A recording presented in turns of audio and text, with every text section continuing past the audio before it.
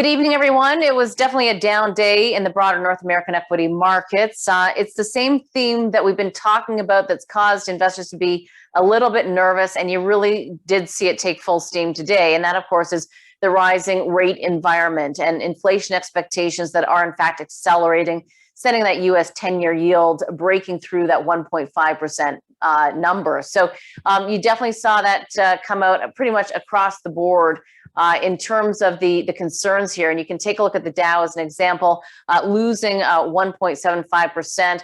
Also watching the S&P 500 trading lower as well, down by 2.5%.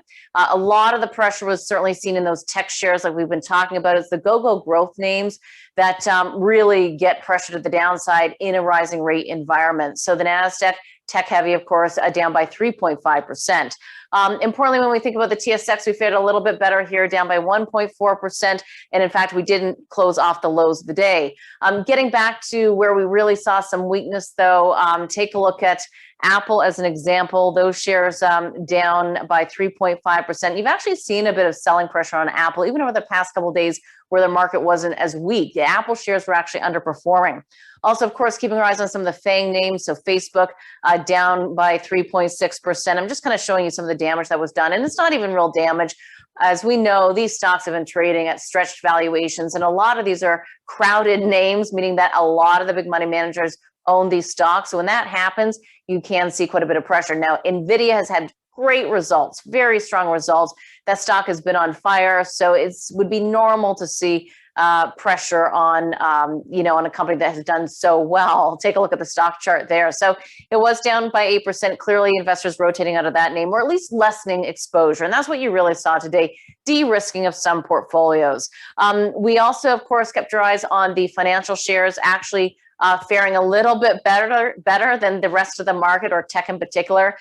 Same goes for the energy sector as well, down by close to 2%. But again, we've had huge moves in the energy sector. So again, a little bit of de-risking going on in the broader portfolios. What we did see as well, of course, is the more defensive areas of the market fared a little bit better. So that would be utilities. That's the XLU I'm showing you.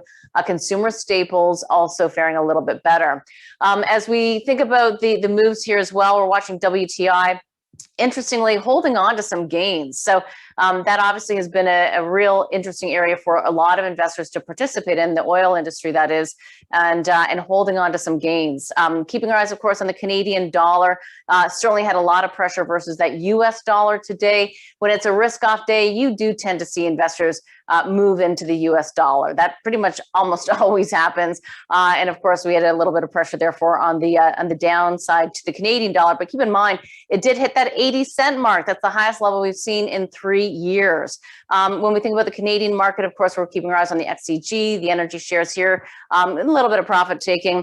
Also, the XFN I'm watching pretty closely. Again, faring a little bit better. We did have TD as well as Royal Bank report their most recent results today. Very good results. But again, we did see some profit taking. So keep your eyes on that. Also, CNR, we did get an upgrade over there at Evercore, upgraded to an outperform. So clearly you saw a bit of an outperformance on this stock.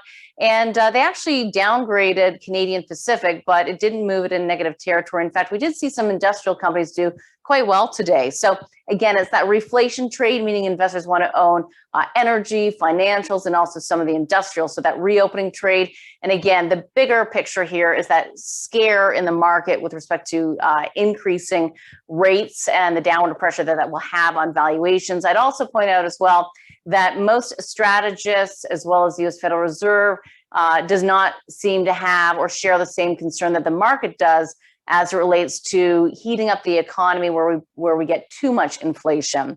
Away from that, we saw some nice strength in the grocery stores here in Canada today. So that was a relative outperform, as you can see, up by 3.5%. Of course, Loblaws did also report their numbers, had a nice beat, and also same-store sales. This is a key metric for retailers across the board, up by 8.6%, a very strong showing there. So rounding out the picture here, we'll certainly see, where we land tomorrow. I've mentioned this, so send me your questions. We're going to do a deep dive into the tech sector tomorrow with Joel Kalina. So we'll get his take in terms of what people have been selling, and if there was just maybe some profit taking, or if they're even just stepping in to perhaps buy on some of the weakness. So that's a quick wrap of today. Interesting day. We'll see where if we've got any buyers on the morning open, and we'll leave it there.